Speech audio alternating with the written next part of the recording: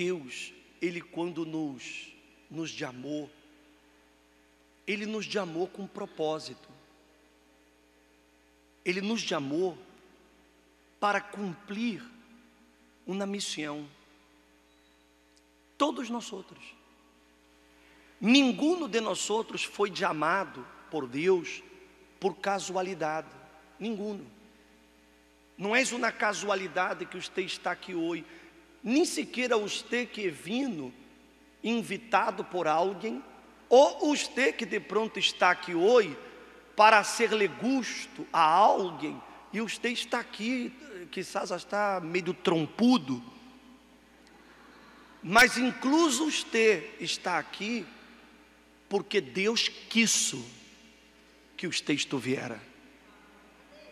Foi Deus quem trajo você aqui. Todos vocês, independente de quem você seja, independente se você está aqui hoje por primeira vez ou se você está aqui há 30 anos. Deus, Ele trajo a cada um de nós outros com um propósito. Quando Ele nos foi a buscar, porque que isso quede muito claro, não fomos nós outros que elegimos a Ele, foi Ele quem nos elegeu a nós outros, foi Ele quem nos escolheu, e Ele nos foi a buscar em nos lugares mais remotos, em nos lugares mais sombrios, em nos lugares mais difíceis. Ele nos foi encontrar. Você vê que todos nós outros, quando Deus nos achou, quando Deus nos encontrou, nós outros estávamos hundidos em sofrimento. Todos nós outros. E Deus, Ele viu isso. E Ele, por sua infinita misericórdia, Ele foi a nosso encontro. E Ele foi a nosso encontro e nos trajo a sua presença, não apenas para resolver aquele problema que estávamos passando, porque se Deus, Ele lhe chamara apenas para curar sua enfermidade, Deus seria muito mesquino. Ele seria mesquino. La chamei apenas para que ela se cure, para que ela não tenha mais dolência. Seria uma mesquindade. Deus, Ele lhe chamou apenas para que seu matrimônio se reconstruíra. Só por isso. Só por isso Ele me chamou. Será que não há algo mais? Será que não há uma proposta maior? Será que não há um propósito mais grande por detrás desse chamado? Por supuesto que há. Com certeza há. Porque Deus, Ele não quer apenas dar a você algo específico. Quando Ele foi ao encontro de Abraão, Abraão tinha a angústia de não poder ter filhos. Era a angústia de Abraão. Ele não podia, a mulher dele era estéril, e isso lhe dolia em alma. Ele dolou que de pronto você como madre sente de ver a seu filho na droga. Você vê seu filho perdido, você vê seu filho em malos caminhos, e você como madre se desespera, e você diz: eu queria apenas que meu filho saíra das drogas. Você como mulher que tem seu marido em braços de outra, que você disse assim: eu só não queria que ele me volviera a querer, a amar, que ele me respeitara. Abraão, ele queria só um filho. E quando Deus lhe apareceu a Abraão, Deus digo assim para Abraão em uma ocasião: eu sou o Senhor que te saquei de Ur de los caldeus. Ur de los caldeus era uma terra lejana, era uma terra distante de todo. E Deus, Ele foi hasta essa cidade, hasta este lugar lejano, em búsqueda de Abraão. Como Deus vinha detrás de você. Amém, gente? E Deus digo para ele: e eu te chamei, eu lhe saquei de allí, para ser-te padre de nações. Ou seja, Abraão queria quê? O que ele queria? Um hijo. E Deus lhe queria dar quê? Nações. É como você de pronto está pensando em curar-se, mas não é isso que Deus quer. Ele quer muito mais que dar-lhe cura. Ele quer muito mais que reconstruir seu hogar, muito mais que sanar-lhe, muito mais que dar-lhe uma bendição. Ele quer fazer em sua vida algo grande. Mas para que ele pueda ser esse algo grande, eu me tenho que someter à la vontade dele. Eu tenho que sujeitar-me a ele. Eu tenho que permitir que ele haga em minha vida sua santa vontade. Me hago entender? Sim ou não? Ou seja, eu não puedo estar obsessionado por uma coisa. Não, eu tenho que estar, ó Deus, haga comigo o que tu queiras. Qual é tu plano? Qual é tu propósito? Eu quero que se hecho em minha vida. Ou seja, eu me permito moldear. Eu permito que o Espírito Santo trabalhe dentro de mim. Eu tenho falado com muitas pessoas que nos chamam por teléfono e pedem ajuda. E elas, desesperadas, elas dizem assim: eu quero recuperar minha pareja, eu quero recuperar minha esposa, eu quero recuperar meu marido, eu quero recuperar essa pessoa que se me foi. Mas como que ela poderá recuperar a alguém se ela mesma está perdida? Ela quer hacerlo por los demais, quando quem mais necessita é ela. É ela. Você não vai poder salvar seu matrimônio se primeiro você não cambia.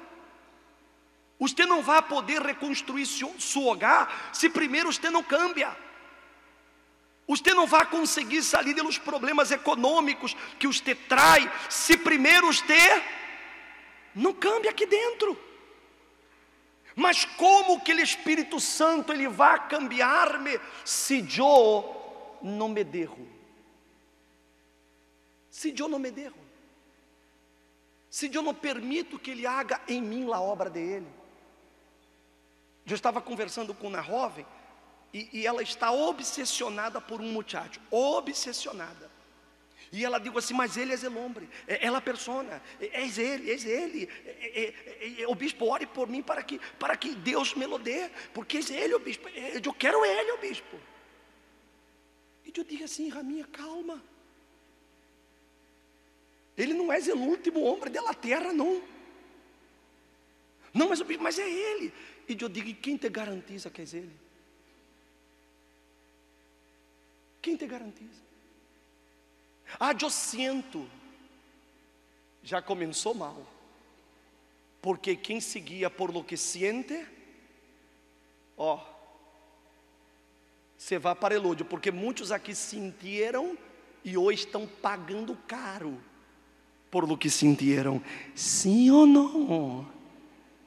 Porque não é por lo que você sente aqui, é cabeça.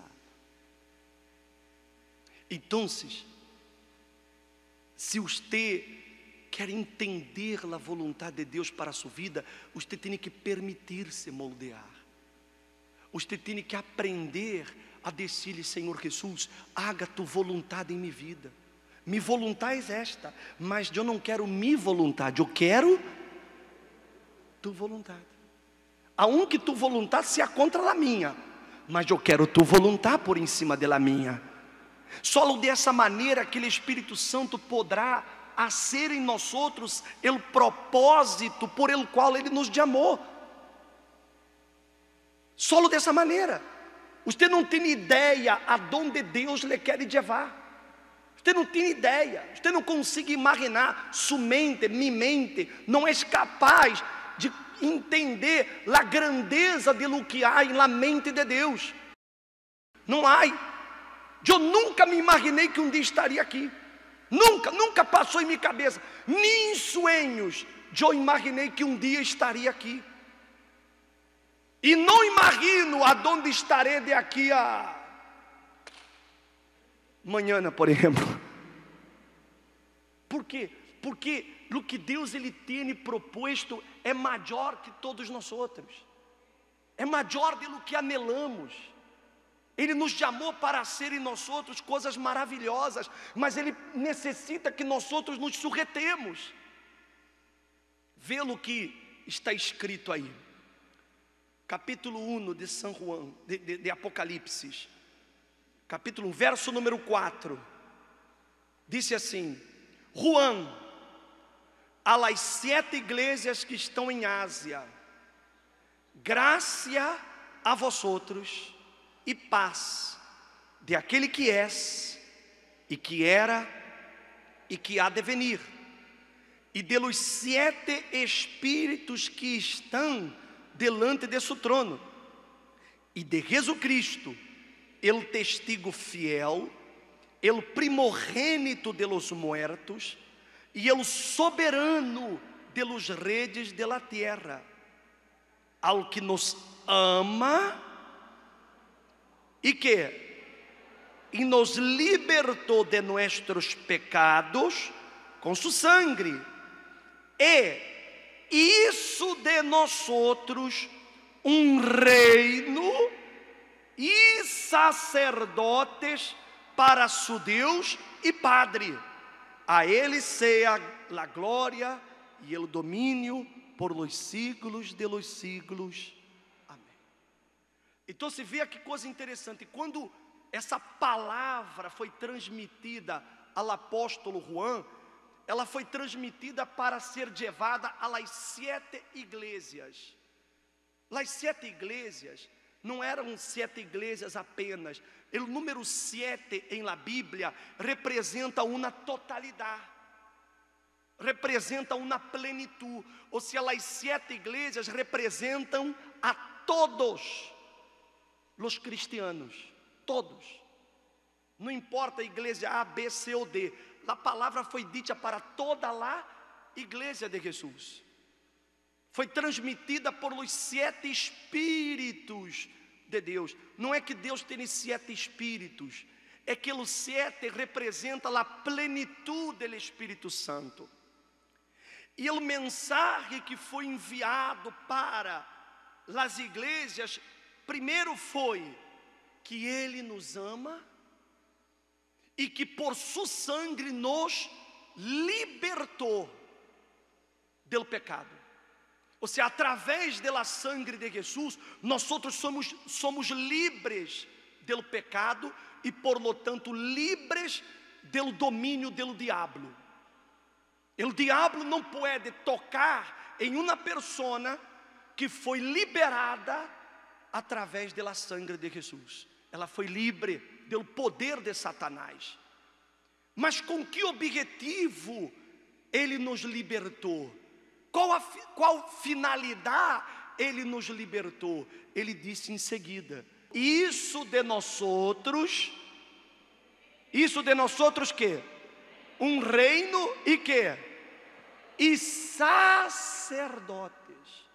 Ou seja, todos os que compõem a igreja do Senhor Jesus fazem parte de reino, e nesse reino todos são que? Sacerdotes. E o que significa isso para mim, o bispo? O sacerdote era aquele que tinha acesso a Deus. O sacerdote, ele era responsável por conduzir as pessoas a Deus.